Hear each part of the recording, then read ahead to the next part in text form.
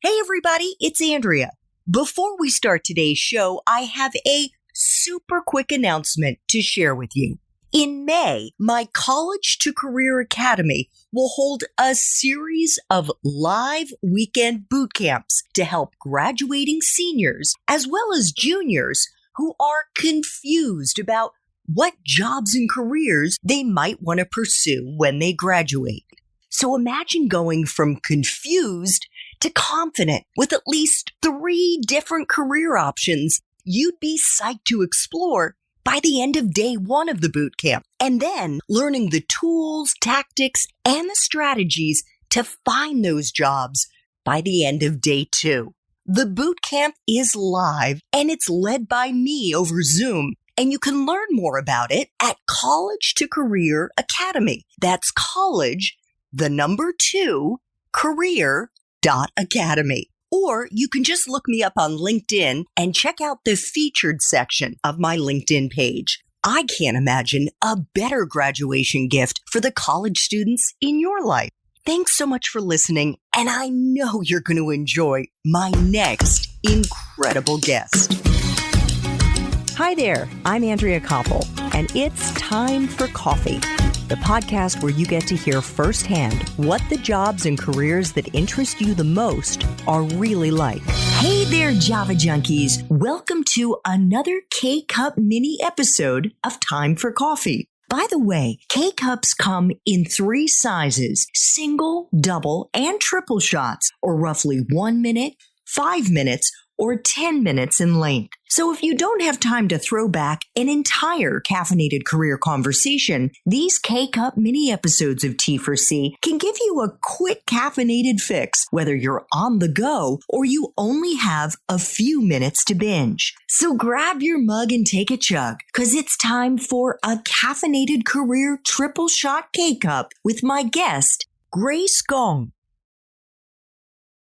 What is so exciting to me about what you're doing, Grace, is your incredible networking ability. And I'll be very honest, I would expect someone much older than you are to be able to secure the impressive guests that you've had. And I'm just going to list a handful of them for our listeners. You have interviewed the Chief Product Officer at Weight Watchers, the former CEO, there we go, of Chipotle Mexican Grill, the man who's super empathetic, a VP at Google, a VP at Lyft, and the Chief Ethics Officer at Airbnb. Now, I can imagine a lot of young people your age, Grace, being too intimidated to connect with these folks. And you not only connected with them, but you also interviewed them. Could you share how you did this? Yeah, totally. I think it has to go back to the comedy days. This is what goes into my mind about networking is not about networking, is about, it's going to sound cliche. It's about building actual authentic relationships. When I like comedy, I would go to every single comedy show. We're talking about stand in line for 5 hours to wait until I can see Amy Poehler on some underground show in the middle of nowhere in New York. I guess it's not the middle of nowhere. It's a very central place, but it's underground. It's something that people always miss. In these bars around that area, after the show, I would hang out with my friends, normally people who I would go together to stand in line to chat for 5 hours. You instantly become best friend with everybody on the line. And we would go to a bar to hang out after seeing a comedy show. That was probably, 11 p.m. to 1 p.m.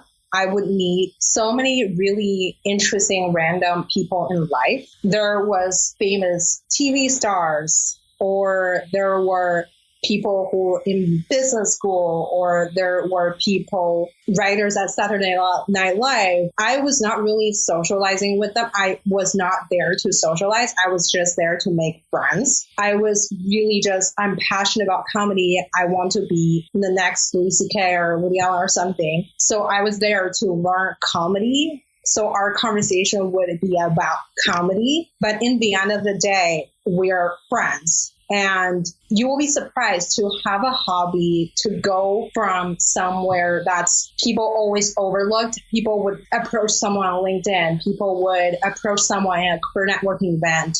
For me, I think the genuine hobby or genuine interest in something that's really not related to what you're doing is super important. If you're networking with people, people know that you're networking, but when you both share something in common, you have way more to talk about. They would talk about anything in their life. They're more comfortable with you. They're more likely to be the people who actually help you. I think I had the CEO of Meetup on my show, and he mentioned that someone found 2 jobs in a bowling network than find someone, I believe it's bowling network. I could get the detail wrong, but the general thought was find someone to help them with their career in a random career hobby meetup than a career meetup. So I do think that really resonate with me. When you start networking, instead of networking, you really I believe in serendipity. You just meet what you're looking for in the most unexpected place.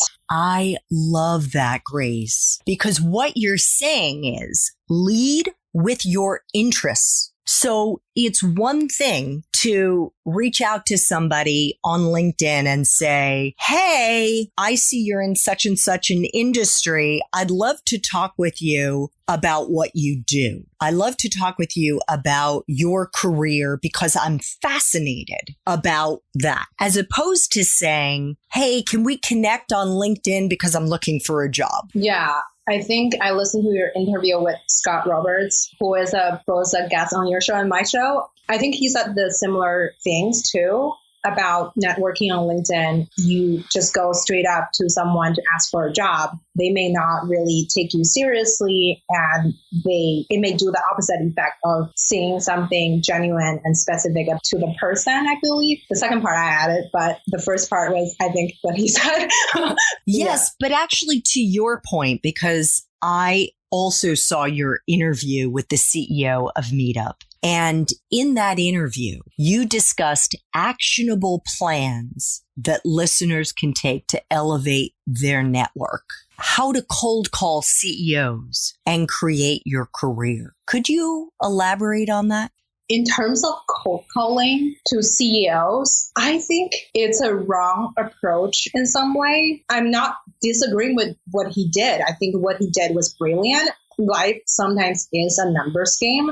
You have to go quantity before go quality. That's for sure. I think the message I'm trying to convey is don't ignore people around you, because those are people that in the end of the day will feel how you feel, will treat you more seriously than people that are really way ahead of you. I think some of my friends gave me the most amazing advice. They're not necessarily like the CEOs of the Fortune 500s, but a lot of their advice, I could take it on right away. Then I have to process to think about what is the tactics I'm actually going to do. And these people are, if you have smart friends, I'm sure you are if you're listening to this podcast. If you have smart friends, one day you guys are all going to go places, and they would be more, because you are growing with them, so they will be more inclined to help you, to treat you equally, to share experiences that you have shared,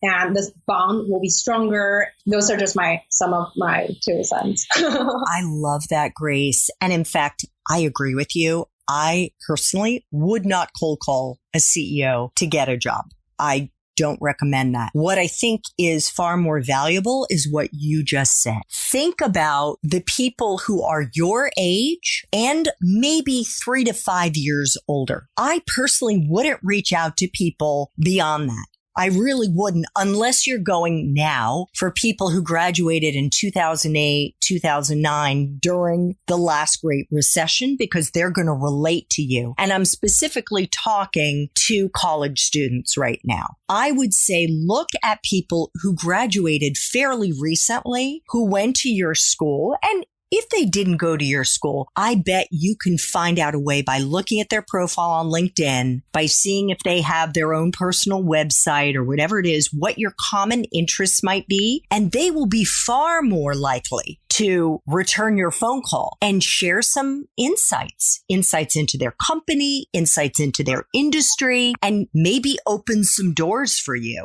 than taking the time of a CEO. I think what you said is super right about people should be focusing on people that are maybe 3 to 5 years ahead of them. I think the Meetup CEO, I have tremendous amount of respect for him. I think he's definitely a super smart guy. I think his approach definitely also works for some people. I just think you shouldn't only make friends with people that you think that you can instantly get something from just because it may backfire in some way. But I think you should make diverse set of friends who may able to relate to you, who may able to just actually bring you onto the game. And they'll grow with you. As you said, their careers are going to advance as your career advances. And before you know it, you're going to be in your 40s and you'll be a CEO. They'll be a CEO, whatever. This is, I think it is a far better use of your time. However, Grace, I still need you to share with our listeners how you have managed to connect with the incredible list of professionals you've interviewed for your books and your podcast.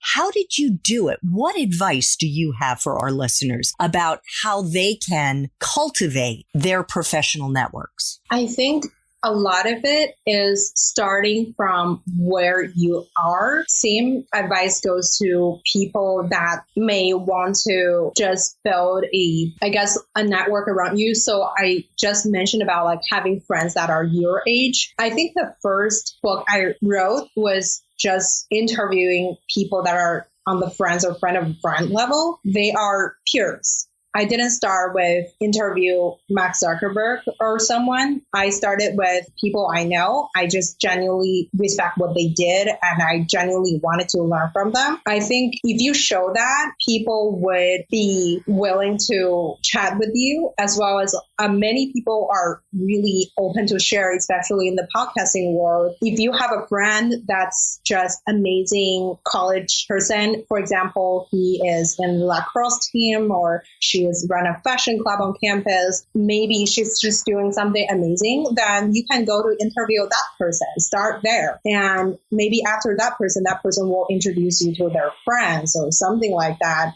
And you essentially build a network from there. So those are the advice that I would just give myself to start somewhere, because the podcast is really my, number 80 media project I've done since I was 5. So I've worked on my little newspapers growing up. I've worked on books. I've did so many media related things. So it's not really yesterday I started this or anything. So I do think that small wins really will get you farther than just think, oh, tomorrow I'm going to be a billionaire. So I think that mindset is kind of terrible in both networking or career or anything. So I think just start somewhere would get you farther than you think. Thanks for tuning in to this K-Cup mini episode of Time for Coffee. If you want to listen to our entire caffeinated career conversation, please check out the show notes for this episode. Thanks so much for listening to Time for Coffee, where the professionals in the jobs that most interest you always have time to grab coffee 24/7, no matter where you live. I have one quick favor to ask you. Remember to rate, review, and subscribe to Time for Coffee. Thanks so much.